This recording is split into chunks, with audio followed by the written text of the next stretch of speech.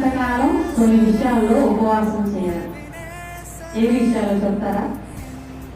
ఒక క్రైస్తవుడు బ్రతికినంత కాలం కొన్ని విషయాల్లో ఉపవాసం చేయాలి, కొన్ని పనుల్లో ఉపవాసం చేయాలి. ఏంటవి? పాపపు ఆలోచనలు, పాపపు క్రియలు. ఉపవాసం అంటే మనం ఏం చేస్తాం? ఆ రోజు ఆహారాన్ని ముట్టుకోం.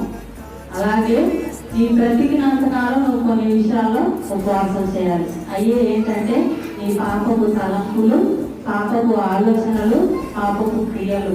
వీటన్నిటిని నువ్వు కూడా ఎప్పుడుదాకా ఉపవాసం చేయాలి? జీవితాంతం ఉపవాసం చేయాలి. ఒకసారి చూద్దాం, మనం దేవుని దృష్టిలో యోగ్యమైన ఉపవాసం ఏదో. అసలు ఏ విషయాలు అడుగుతున్నాం మనం ఉపవాసం ఉన్నప్పుడు? మన కుటుంబాల కోసం, మనకున్న ఇబ్బందుల కోసం దేవుని దగ్గర ఉపవాసం చేస్తామంట.